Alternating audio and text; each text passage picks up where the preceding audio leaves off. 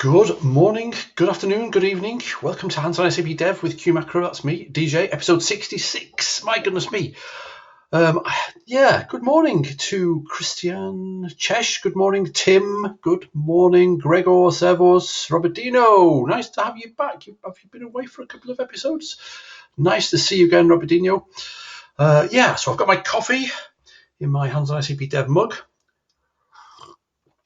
And I'm raring to go. Rahul, good morning to you. Good morning. Well, thank you all for joining, because I know it's a public holiday, certainly in Germany. I'm not sure where else, but it's not a holiday in the UK. Even though on public holidays I still try and do a live stream episode just to keep the regularity going. Nice coffee. Gregor, by the way, Gregor, when you sent me those that wonderful coffee care package from Bavaria, I saw the Baruli, the really strong one, and there was a swear word on the packet. It's effing strong or something like that. I was thinking, not quite sure, how this is going to be, but oh my goodness me, it's really, really good. Really sort of, it's like eating coffee that's the same as like dark wood paneling in a room. I don't know why, but it's really good. And also it makes really good crema. And I got a bit of successful latte art on my latte this morning. Anyway, Helmut, moin, and Vincent, Domi, good morning to you as well. Fuad, good morning. Okay, you've got it's a holiday in India as well. It's like May Day holiday, I guess. There's no need to apologise, Robertino. It's great to have you here. So yeah, we got a slight sort of holiday mood. We'll look into a few interesting things, hopefully, and we'll continue where we left off last Friday. So yeah, let's get going. It's really good. So thank you, Gregor. Thank you very much indeed. So let me just switch to the main scene here. I'm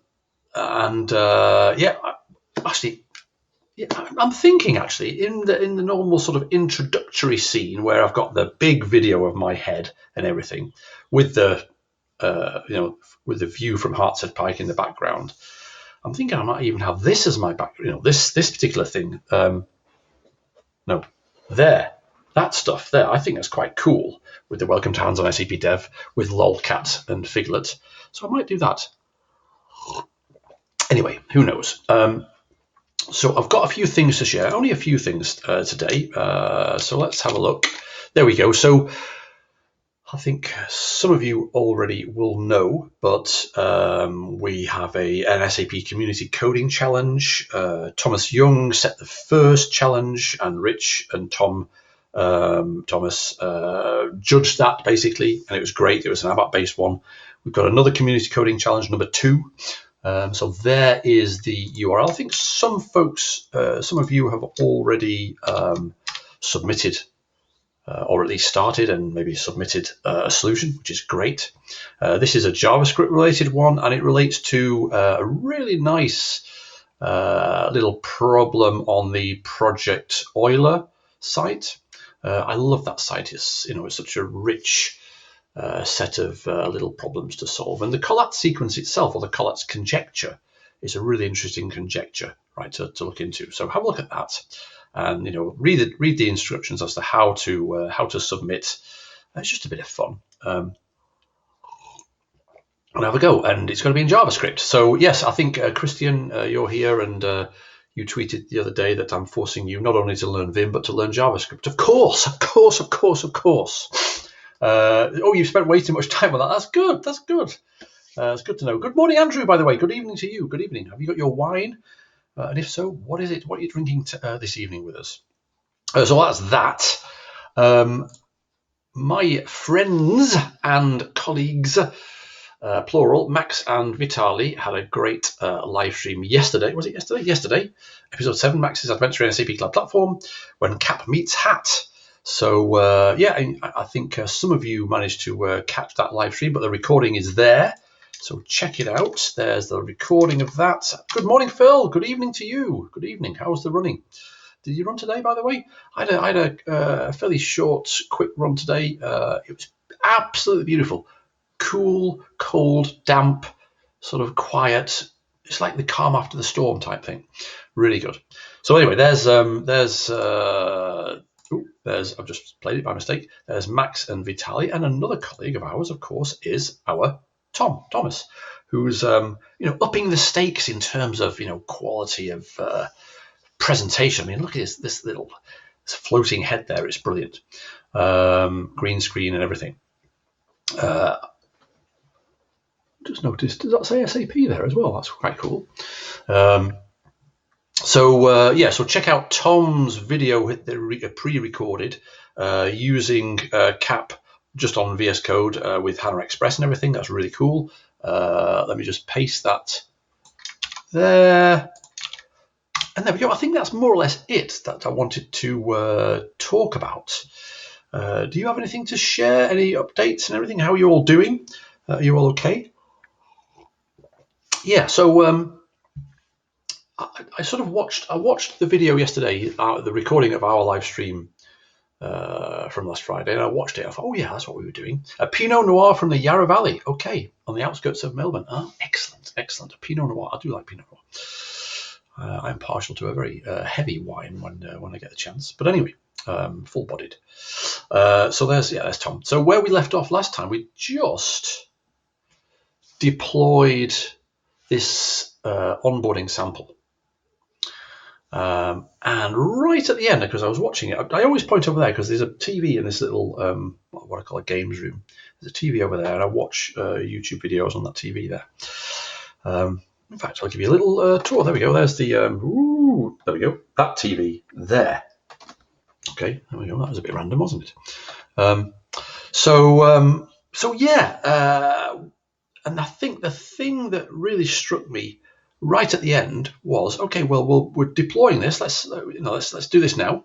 Let's deploy to cloud platform. Okay, let's just go. And then we looked at the log, and we get the deployment in progress. Started 807 deployment started, deployment in progress. And I just did it earlier just before the live stream started actually, and we get nothing else really until it finishes. And my question to myself and to us was, is it possible to attach to an ongoing deployment and monitor it elsewhere? And the answer, it turns out, is yes. Now, while that's deploying, and you can see that there's nothing happening here, there is something happening. We got this little sort of spinner or throbber, as they were originally called when they were sort of used for web browsers, early web browsers when they were loading pages. It was called a throbber. If we have a look at this terminal tip series of blog posts, I wrote it up, I think quite shortly after, on April 24th. That was last Friday. Yeah, I wrote it up. So have a look at that, the first one in there. Yeah, in today's Hands on SAP Dev Livestream 65. And I was saying the same thing, okay? And I found in the documentation that there is this -I option for interact with. Okay, so you can do a CF deploy -I operation ID action. You can look at the documentation. It gives some examples of the actions that you can do. You can abort something, or you can retry it, or you can monitor it. Okay, so that is what I wanted to have a quick look at with you first thing this morning before we sort of get into hacking around with the sample. So yeah, we can see there's nothing else that's appeared. It's 8:07:21, which is 2 minutes ago. But if we go to here, we can have a look with the CF MTA ops. I'm actually connected to the right. There we go. Yes, I am. Okay, there is CF MTA ops. Okay. I've just noticed it's down there. It's just finished in that very second. Okay, but what we can do is hey, Napit, good morning, good afternoon to you, sir. Great to have you on board. We're just looking at the fact that we don't really see much. Everything is buffered in the deploy log output in WebIDE, okay? Now, talking to people internally, but it's an opportunity for us to learn something, right? I reckon. So what you can do is, if I deploy that again, right? Let me just do that again, right? Deploy to SAP Cloud Platform and bring that up there. And now we can say, well, for example, so watch CF MTA ops, which will run that every 2 seconds, okay? So it's going to say getting active multi-target app operations in that organization, space dev, blah, blah, blah, blah, blah, okay? And it's going to run that every 2 seconds and so on. So there we go. They can see the timer going up here. And of course, there's no operation yet because the first thing that has to happen is for the actual MTAR to be uploaded to the Cloud Foundry environment. And there we go. So we can now see that operation ID, which is that there. And now you can say CF interact with that thing there, action monitor. Oh, CF deploy. So we can do a CF deploy command here, completely separate from what's going on in the web IDE. This is still exactly the same deployment operation, or the same MTA operation. Okay, operation E5DA there. It's a type. What type of operation is it? It's a deploy operation. What is the ID of the MTA? It's the sample.onboarding.mta ID. Great. Hey, good morning, Mahesh. Good morning. Nice to see you. And the status is running. Okay, so that's a really good way of monitoring something elsewhere. Okay, which I think is really useful. And in fact, I think it's so useful that I was inspired to think about, and we'll build it together. There we go. So, and in fact, I'm just looking down at the other screen here, the other window, and yeah, it does say here, it's now finished. Okay, the sample. In fact, the web IDE is just caught up. Okay, so we got that detail there. Now, I would really like not to have to say, oh yes, CF MTA ops. Oh, let's have a look. And there isn't one yet. There isn't one yet. Oh, let's do it again. Oh yeah, there is. And copy paste the ID. So I reckon it's only 12 minutes past the hour. I reckon we'll spend 10 minutes hacking together a little script that will do what I just did for us, so we can actually just run a command and it will wait and look out for an operation. Okay, we'll do the simplest thing that could possibly work, i.e. we will just take the first operation ID that we see. We can refine it later. Let's get something simple working first. Would that be a good idea? Let me know in the comments. Would it be a good idea to do a little bit of script coding on this sort of holiday Friday? And then we'll get into the actual, the next stages of where we're investigating in the custom UI. You feel some scripting coming on, Andrew? Well, I do too. Okay, so if that's okay with you, we'll do that. Yeah, why not? So, by the way, talking of script, I've got another script. Which we'll have a look at if we get time as well. In fact, if I put it in here, just to have a quick look. I've been writing various scripts to help me do stuff. And this particular script here, as it says in the comments, commented script, who knew? Will delete a workflow definition in any active instances, because I'm doing these things quite a lot with different groups of people internally at SAP, and with Scott, Dylan, and the garage session that we did, and I kept wanting to blast away things, and I probably will want to blast away this particular onboarding sample at some stage. So I wrote a little script here using FZF as well, so I thought I'd share that with you as well at some stage. Okay, anyway, and it also helps us collectively, again, in the sort of the philosophy of hands-on SAP Dev, to understand what happens underneath. So Robertino, go and hack DJ. Okay, let's do some hacking. Thank you. Right. Okay. So why don't we say MTA ops mon. Yeah. Okay. Let's create a script called MTA ops mon, and hashbang user bin env bash. It's going to be a bash script, okay? And I'll save it now because when I reopen it, it'll be sort of, Vim will recognize that it's a shell script here, and it'll sort of syntax highlight it accordingly, so we can sort of see what we do. So what we want to do is we want to sort of continually use CFMTA ops and keep looking to see if there, or until we find an ID. Okay, if we do, let's just do this right now. If we do a CFMTA ops right now, we're going to get no ID. But then if we do it while there's a deployment starting, in fact, well, let's run it again so we can actually see that with our eyes. I'll deploy it again. Who knew we'd be deploying so often? Okay, I'm just deploying it in this window down here. I'm not going to bring it up again. So if we keep running that now, CFMTA ops, and I think in a couple of seconds, once it's uploaded, a really interesting blog post. I think it was from Marius, our Marius Obert, on partial deployments. Did he write a blog post? Or he did talk about it somehow, didn't he? Okay, one more try. I think it's just about uploaded.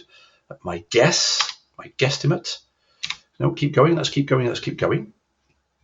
I'll have a drink of coffee while we wait. There we go. So we can see that, and that's what we want to see. We can see that we get in here. Let's just go up, have a look. We get one line getting active. Oh, by the way, I've not changed the red, but I've changed the color scheme so that underneath the red it's white. So it should be a little better. Bash guide for beginners is worthwhile. Is that a resource on the web that you can share, Andrew, or are we just talking about the hacking around with Bash together here? Let us know. So yes, I mean, see, the thing is with the future is terminal and everything. Yeah, fine. And I think some people think Bash scripting, that's really old hat. As in really old-fashioned, but actually, the more we do cloud stuff, the more we're actually, sort of remotely connected to things, and it is a shell, and it's usually a Bash shell because we're not that old-fashioned enough to just use the original shell, or something crazy like the corn shell, which was awesome at the time, but Bash is better, I think. And we're not too modern that Z shell or Z shell is not everywhere, so I think Bash is a really nice sort of happy medium, right? So is there a website reference for that, Andrew? Oh, yeah, Phil, you asked the same question. Perfect. Thank you, Phil. Perhaps a script to start the deploy and monitor it. Yes, we could do that as well. So let's take a baby step and sort of do the looking for it and monitoring it first. So yeah, let me know if this red and the white on the background is okay. So we get one line first of all in this sort of CFMTA ops output. Then we get and that dot is just wrapped around. Then we get an OK, and then we get like a header line. And then we get a line with the actual ID and the type and the MTA ID and the status and everything, right? And then if we have a look down here, in fact, it's up here, isn't it? If we have a look here, we get the same thing when there's nothing there, but we don't get anything after that. Okay, so in fact, instead of the header line, we get no multi-target app operations found. Okay, so if we say, let's write a little function that will go and try and get an ID, first of all. Let's do that.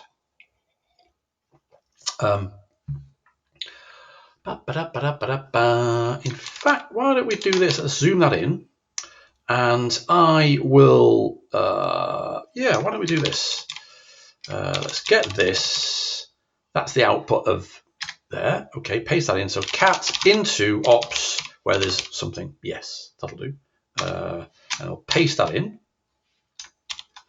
And we've also got an example of where we didn't get anything, right? So that's there.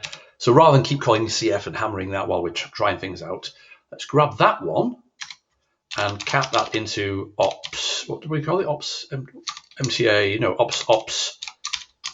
No. Okay, and paste that in. There we go. Okay, so we got cat ops. Yes, that's like a sample that we would need to sort of hack on. And we got the sample where there isn't anything. So if we say cat ops yes, God, what's got the keyboard?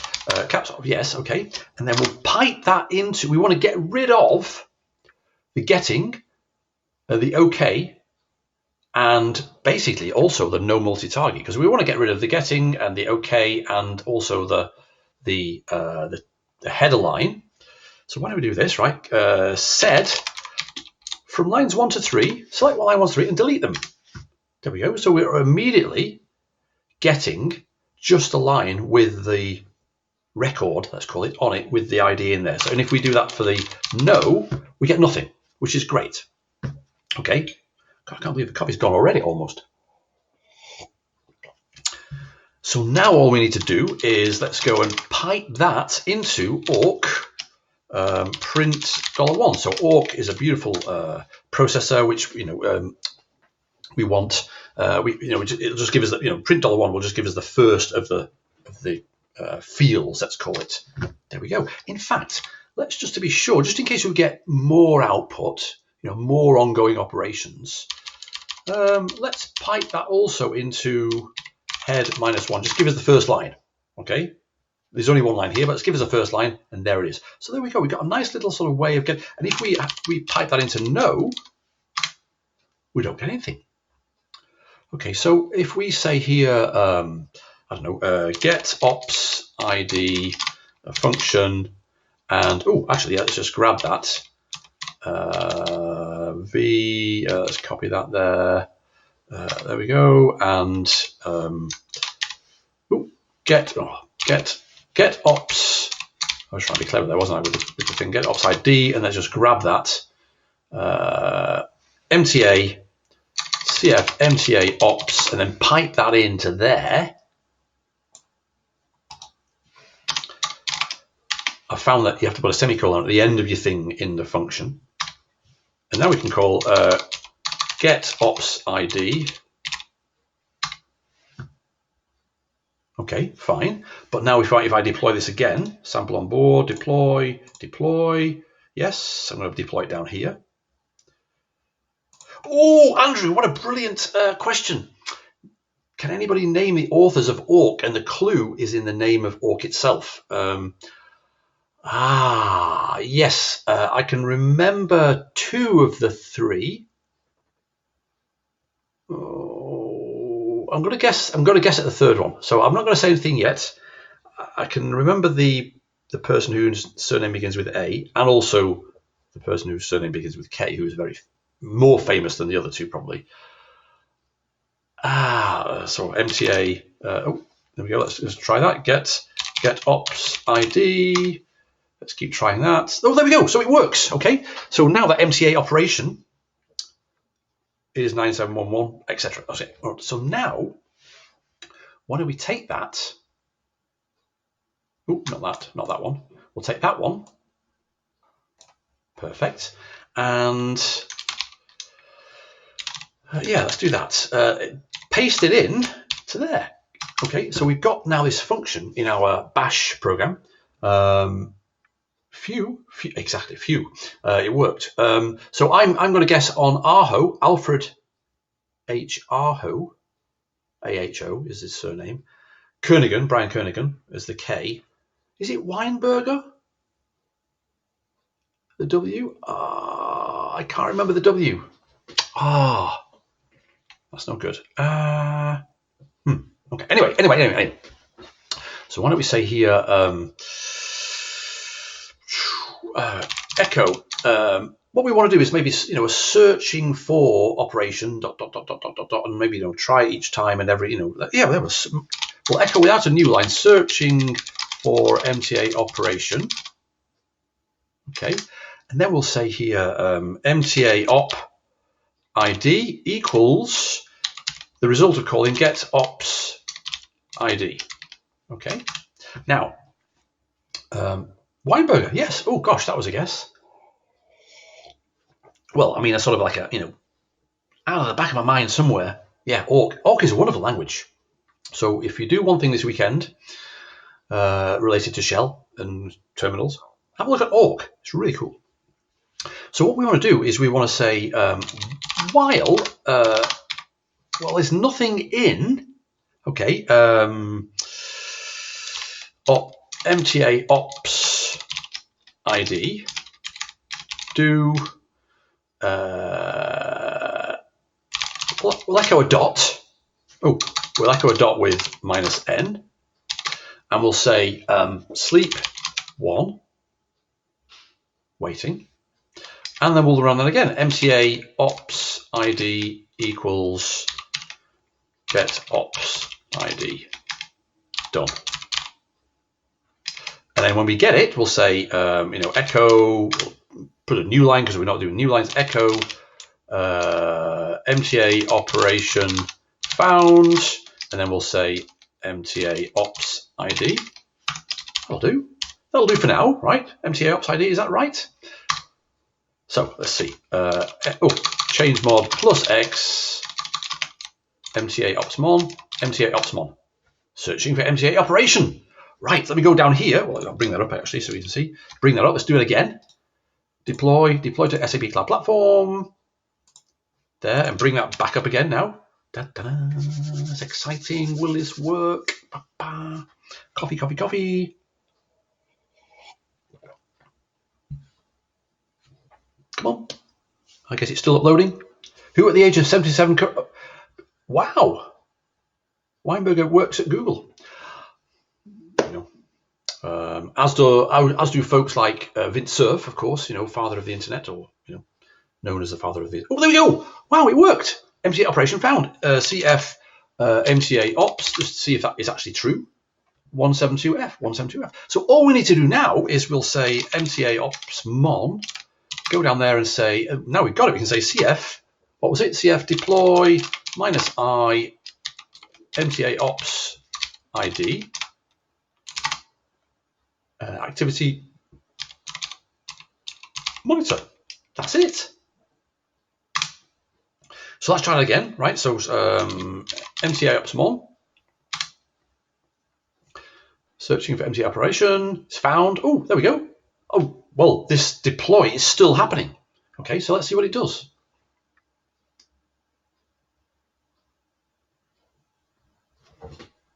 Come on.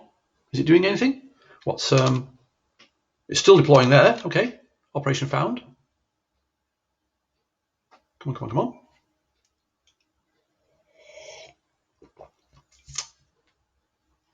Let's just de-zoom that. And CF MTA ops. CA -I. Oh. CF deploy -I with that. Oh, there we go. Oh, it's there. It's working. It's working. Application UI deploy started. Okay. Guess Cloud Foundry is a little bit sleepy this morning. So it's working. So we can now deploy from. Let's get rid of that. We can now deploy in the Web IDE. Switch over to where we're more comfortable with, which is a terminal, and say MTA ops mon and go and find an operation and start monitoring it. Yes, perfect. Okay. Would that be useful? Shall I write that up in a blog post, in another terminal tip blog post? Was that useful? MTA ops mon. Let's have a look at it again. I better put some comments in there at some stage. But look how simple it is to use Bash scripting to embrace and wrap function, CF functions, for example. It's just I think it's really nice. Okay, so we've got that. Now, where we left off, let's go back to here. Where we left off in there we go, monitor reload page on Friday was we deployed the onboarding thing, the onboarding MTA. Where is it? Here, sample onboarding MTA, which consists of a ton of stuff. It consists of the UI deployer module, the onboarding, what's it called? The onboarding workflow definition itself, okay, and also accept workplace, approve equipment, and confirm equipment, which are the 3 UI5 apps, which are the custom apps, okay. And I've been messing around with the workflow definition this morning. So rather than try and undo that now, what I thought we could do is get rid of it. So we can see here, and then just deploy it again. So we can see here we got this onboard thing, right? And I do this quite a lot, so I think it might be useful to share with you as well, as we're sort of in the scripting mood. I've got this onboard workflow definition. If we look at the instances, if I look at the instances with cancelled and completed statuses, terminated, erroneous, there we go. We got some messing around from this morning, right? In fact, just before I went live, 7:55, 7:56. Okay, there's all sorts of stuff, but I want to clean this out. Okay, and I've got this script called, in the scripts directory, I can share this as well in a blog post, called workflow, what's it called? Workflow del def, delete definition. And this uses OAuth, it uses curl to go and get through the client credentials grant type OAuth flow, goes and gets a token from the workflow UAA route. And I would like to talk to you about, how we sort of manage multiple endpoints. We've got the CFT thing, which I think we've seen before, right? CFT, a little script I built to wrap around the CF targets plugin, so we can choose the different sort of targets that we want to connect to, right? But how do we manage the different endpoints with the different service keys and so on? I've got a really interesting insight to share with you when we come to that, as to how the HTML5 plugin works. I turned on debug mode to see what it was doing, and it's like, wow, this is really cool. But anyway, so yeah, we get an access token here, and then we go and get the workflow definitions. So we use the workflow definitions endpoint, API endpoint, to go and find the workflow definitions, and then we use HandsOnSAPDev to give us a choice to choose one, and then we'll delete it. So why don't we do that actually? So we can say here, and there's this in the workflow del def. First of all, sources this script env thing here, which is this thing here. I mean, I've got some sort of random options here, and I've got a little log function that will log things nicely. And I've got URL encode and decode, and that's pretty much it. So if while you run workflow del def, it goes and gets an access token. You can see that in the log output here. And there's only one workflow definition right now, which is, of course, this one, workflow del def. Sorry, not this one. Onboard, the definition ID onboard, which is at version 15. So if we have a look at that, that's up there. So I'll say, yes, I'll have that one, please. There's only one to select, right? This is HandsOnSAPDev, given as a single selection. Are you sure? Yes. I'm not sure what to put for the output of the actual deletion itself. But now if we say, okay, let's refresh this, it's gone. Okay. And that, you can only delete workflow definitions through the API. There's no sort of administrative way of deleting workflow, which I suppose is a good idea. Maybe. So has anybody, let me know this. You're already quiet on the chat today. Are you all sort of watching TV instead? But let me know if you have also come across this requirement to say, I want to maintain and manage my definitions and my instances as well of workflows, and found yourself having to eventually resort to the API. So I think maybe between us, we can learn how to use scripts from the terminal to do that in a really comfortable way. So there we go. I've deleted the workflow definition. Let's go back here and deploy it again. So Mahesh, that was a smile. That was a big smile. That was a colon with a D. That means a big smile. So I'm hoping that's good. So okay, let's deploy it now. Okay. In fact, I'll get rid of this as well. Edit, delete. I think one of the nice things that we're doing here is we're not afraid of deleting and starting again, because we know how to recreate things. We know how to sort of do things, and practice is always good, right? What we don't want to do is make the same mistake as we did on Friday. Not a mistake, but blindly just go and try and deploy things, because we know that, for example, in the MTA YAML, We've got this reference to workflow sample onboarding, which we don't want. It's an existing service, and so we can get rid of those parameters there. Okay, so that's all we need. I think there we go. Workflow sample onboarding. We've fixed that now. So now let's build that and deploy it, and so we're all clean. Okay. You are watching me on TV today. Hello from TV watchers. Hello, Gregor in Bavaria. Yeah, there we go. So, yeah, okay. This is building for the first time, and we're going to dig into what's happening when we're building these. You know, when we eventually get to this thing. But what I would like to do now is just deploy this and hack on the workflow definition itself to see what it does, and then see if we can jump straight to one of the custom workflow UIs, because that's really what we're trying to aim at, right? So let's do that. Come on. Build a sample work. Okay, complete. And we got the, where is it? MTA archives. Let's deploy that again one more time. Who sang that? Bring that down there, and now we can use our what do you call it? MTA. Oh, it's in here, isn't it? MTA Opsmon. We can use that. There we go. How cool is that? Build a script and use it in the episode.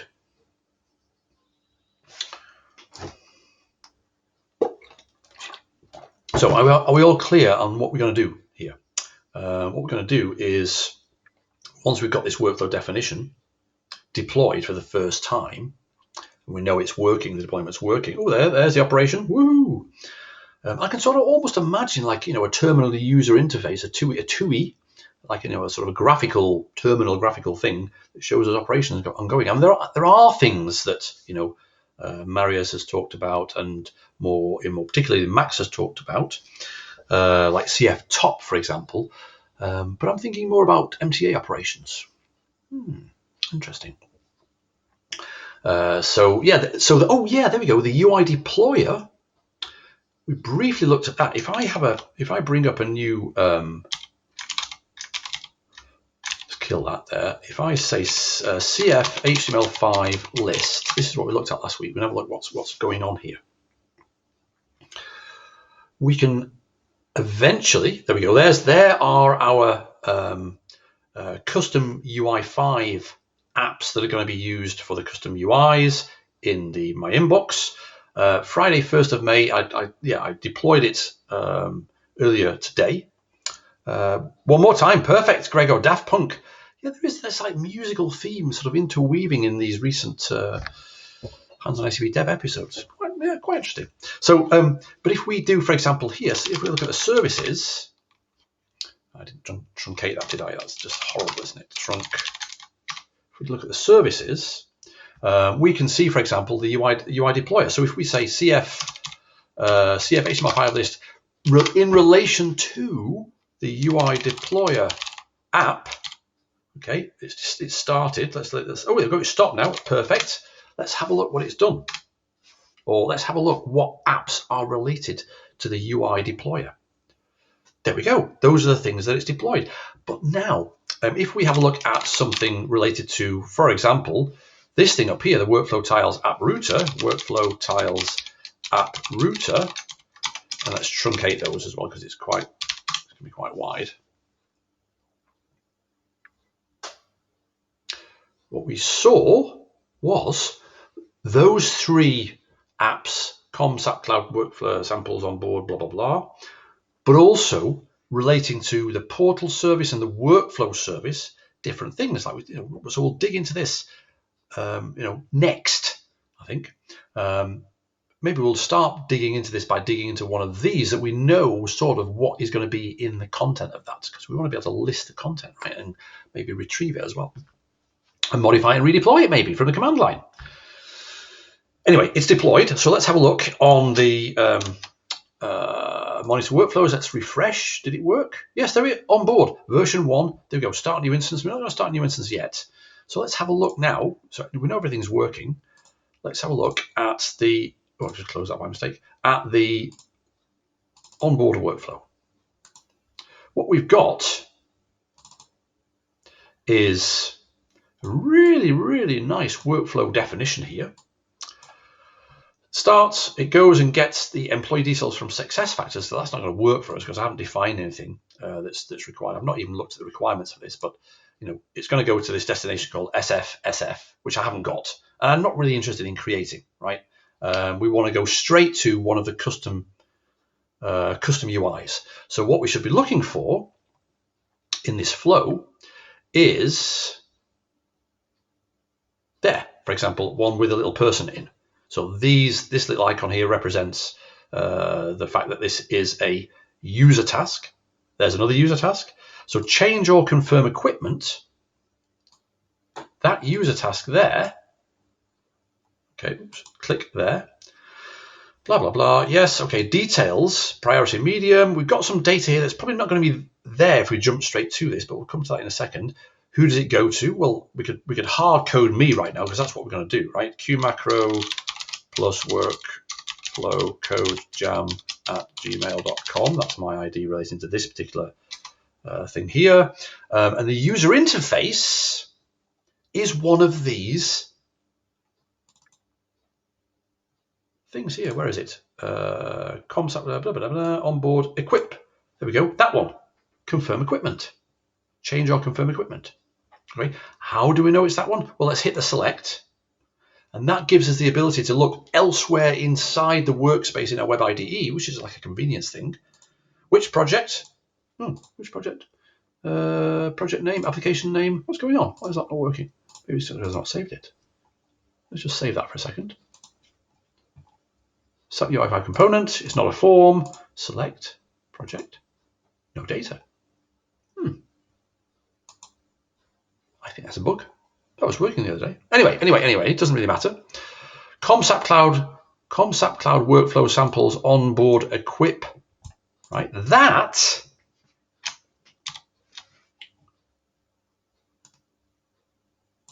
is exactly that. And where does that name come from? Well, if we have a look in here, confirm equip, in the web app itself, look at the manifest. The ID of the app, which is a super important value, or it's a value for a super important property.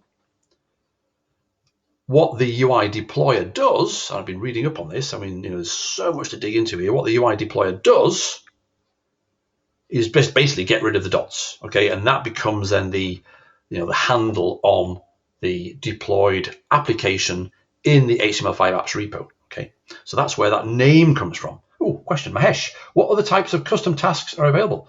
Okay, let's have a look at that. Brilliant question, Mahesh. Thank you for asking those questions. So let's have a look. The user interface.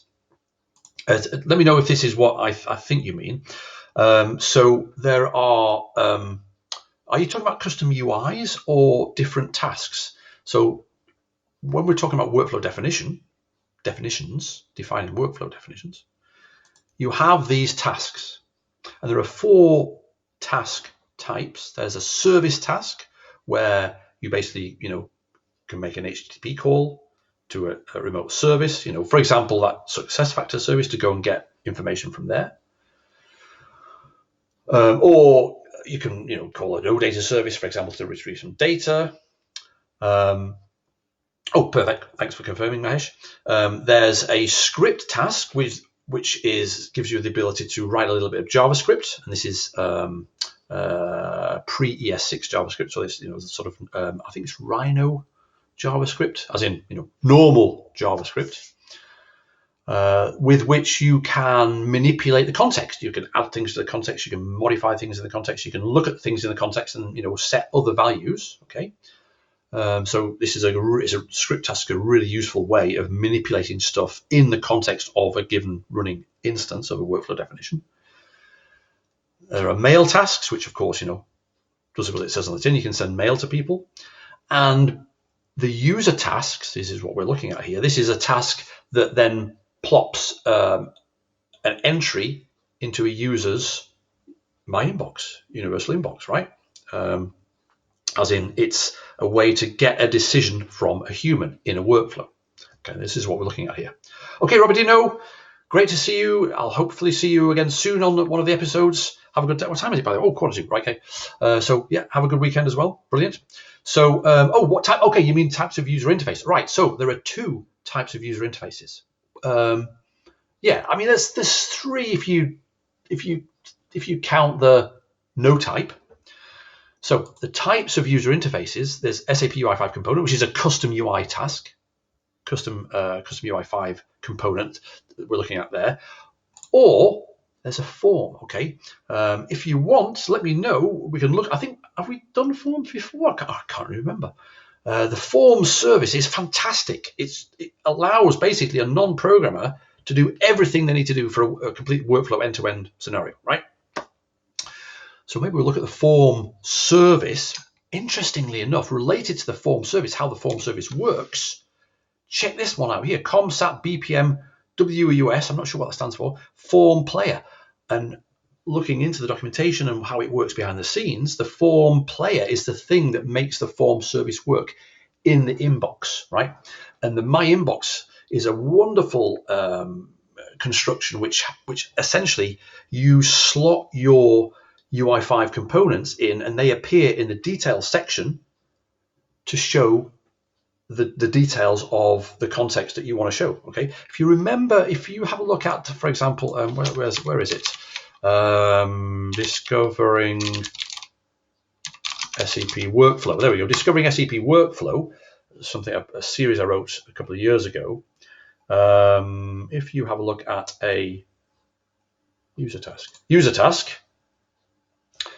In fact, let me just put the URL to that there. Go and check it out. User tasks. And thank you for asking the question, Mahesh. You know, let's dig in and make sure we know what we're talking about. There we go. There's a little person. There's a user.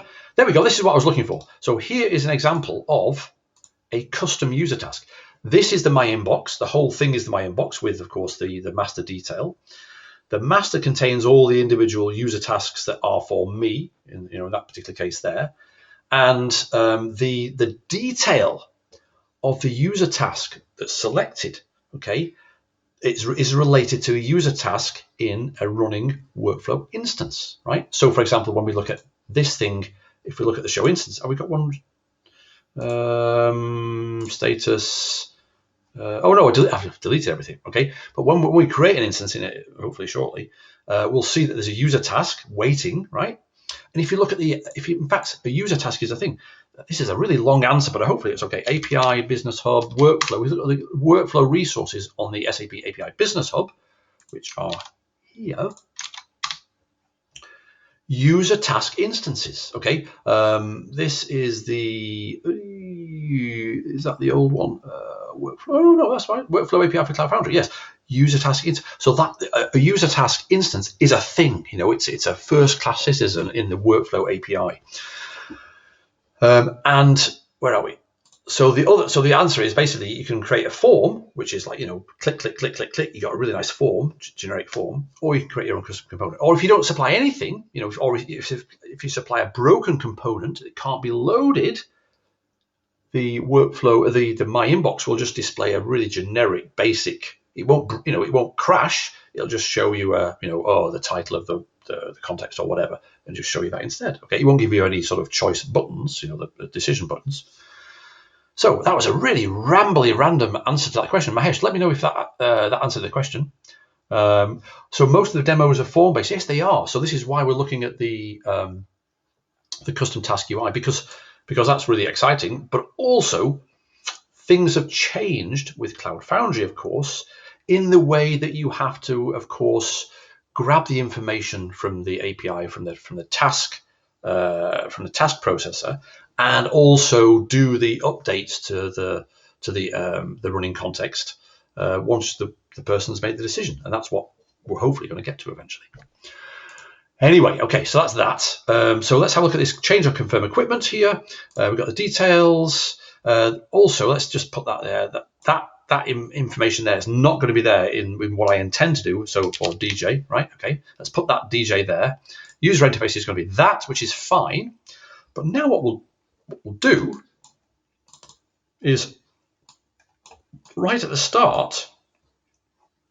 Okay, we'll add a gateway. We'll add an exclusive gateway and we'll stick it right there. So we can basically say, whoa, let's just bypass all this stuff.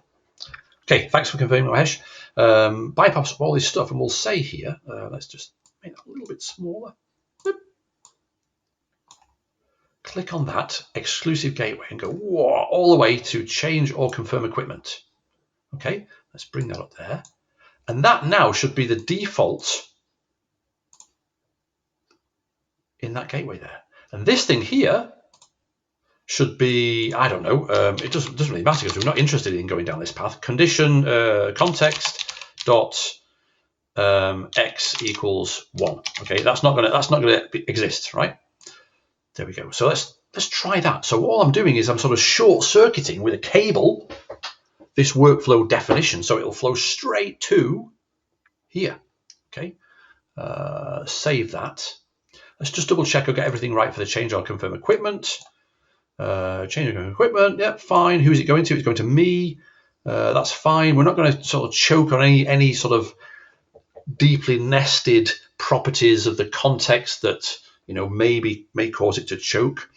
And the user interface is there. Okay, it's not going to work properly, but at least we'll see something. So let's now go back to here and build that. Are we all okay? Build. Ba-ba-da-ba-da. Yeah, there we go. Perfect. You're hoping there is an option for CDS views, annotation based. Ooh, yeah, that would be really cool. You know what? I'm not up to date with the roadmap for my inbox in the cloud, in the cloud version. If you remind me, Mahesh, I'll ask the folks internally to point me to the latest roadmap, and I can have a look. So here we go. Where is that? So we've got that, confirm equipment. Where's the archives? Oh, there, closed up. So there we go. Final deploy of the day, I think. Time is it? 8:52. Yes, let's just see if we can get something working. Let's bring that up here and we'll do a, oh, there we go. I quite like using that, MCA Opsmon. Yeah. Okay, searching for operation. Maybe we should say waiting for operation, searching for operation. Oh yeah, fine, searching for operation. It's all good. Okay, so the MTAR is being uploaded to Cloud Foundry. Come on. Yes, let's spend Friday morning, a rainy Friday holiday morning, watching dots go across the terminal screen. Come on, deploy. You would think that this, oh, there we go. The SAP UI5 component can point to the CDS-based service and render that. Yes, exactly. That's a possibility if there's nothing planned to do that sort of in a more generic way. Absolutely. I mean, that would be a nice way of doing it, Gregor. But actually, I don't know what's in the roadmap. Maybe I should do. Should I? I don't know anything. We'll see. Okay. But yeah, so just to talk a little bit more about this, and Gregor's prompted me to think about that a little bit more. One of the beautiful things about how this works and how this has been designed is that, to me, one of the centrally important things in the UI5 based application world is that you have this component, and it's a component that doesn't necessarily have to live inside, an index.html. You can put it in an index.html, you can put it on a page, but the component can be, added as a component to other pages and other applications and so on, right? So what happens is you get a user task instance, which is linked to the definition of a UI5, not the definition, linked to the identity of a UI5 component. So when that task is selected in my inbox, what happens in the background is that my inbox goes and requests that component. Where is it getting it from? It's getting it from the HTML5 apps repo, of course, which we've been digging into in the background as well. Loads that component and bingo, it shows the stuff that the component has been designed to show through normal UI5 stuff, like an XML view, for example, and so on. And we have to look, and we'll look at this next time. We'll have to, we need to find where we get the information from the user task, from the workflow context to show in that particular detail. Anyway, it's a rainy Friday evening here. Watching dots. Yes, watching dots. Deploying content. There we go. I think we're almost there. Okay, cool. Oh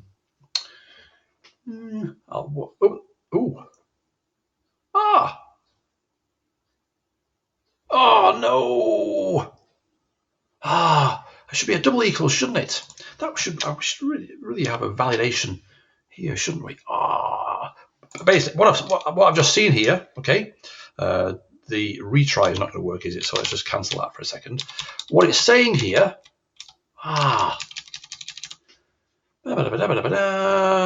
lexical error at position 12, encountered invalid character equals expected expression token, not assignment token, I guess, right? So why don't we say down here, what a fool, the default, so this one here is double equals. Okay, that's what I've done wrong. Okay, build, quick, build. Can we get in there? 4 minutes left. So did we get what happened there? In my rush to sort of hack in something so it would work for the sort of non-default condition, I used the single equals sign instead of the double equals sign.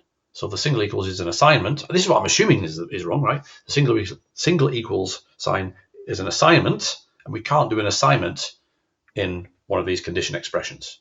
Okay, build complete. So the sample, let me just deploy it down here, get it going, quick.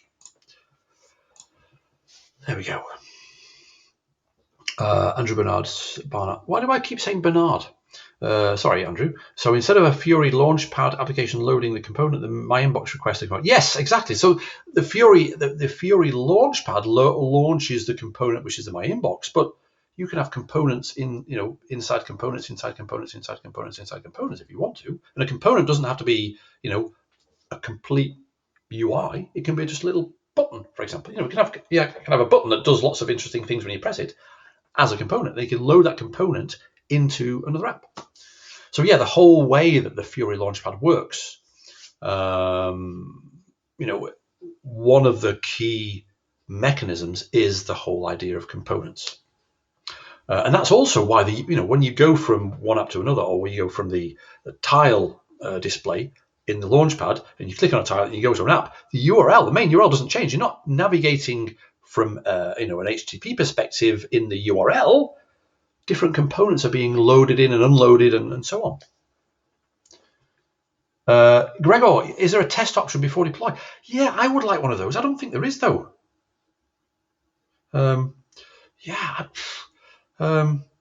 Maybe. I'm wondering.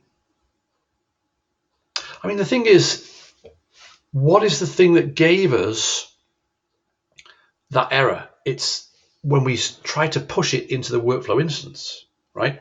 Content deployment failed. So maybe as a sort of middle ground, we could just, because obviously we're doing a complete deployment, we could do a partial deployment and just deploy the workflow itself rather than all those apps again, because we haven't changed those apps. So maybe that's the thing we should do first thing next time, to look into how we can do a partial deployment from here, from the Web IDE, so that at least the cycle of the error fix cycle gets a lot shorter. So Andrew, I think you typed what I was what I was saying, which is basically, in order to test it, maybe we've got to send it to the workflow instance and say, workflow instance, how does this look? Oh no, it doesn't look very good because So there we go. So let's what's going on here. MTA. There we go. Let's have a look. Oh no, we don't want to do that. Reset. MTA ops log. Come on. Oh, 8:59. Oh, come on. Found an operation. Come on. If it's deployed, let's just see what the first output line from the tailing of this gives us, and if it's already deployed the it's finished. Perfect. Right, so let's go up here into the monitor. Let's go back to the thing here. Let's refresh that, make sure. There we go. Oh, it's updated anyway. Start new instance. Don't know what that is. The data is not relevant to me at the moment here. No matching items. There we go. Running. Started the workflow.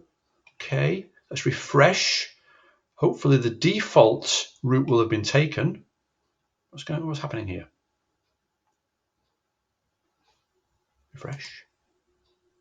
Refresh.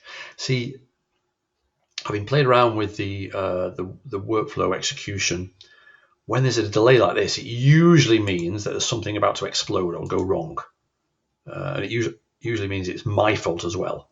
By the way, Mahesh and others, you can also see the tasks related. Oh, it's erroneous. The tasks related to this particular workflow instance. What's the error?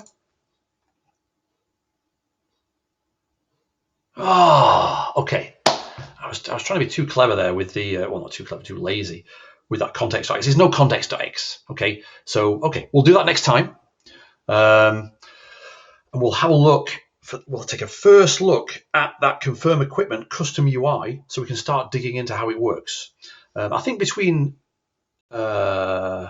maybe next week we'll do an extra Wednesday episode so that we can prepare ourselves for the Friday. And what we'll do in that Wednesday episode is get to where we wanted to get to here, which is to fake the whole flow and go straight to the confirm equipment.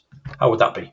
Anyway, it's just after 9 here in Manchester. So thank you very much for watching. Have a great rest of day and evening and weekend. Stay safe, and I'll see you next week, probably on the Wednesday. So there we go. Thanks for joining, by the way, and thanks for the great chat. Bye.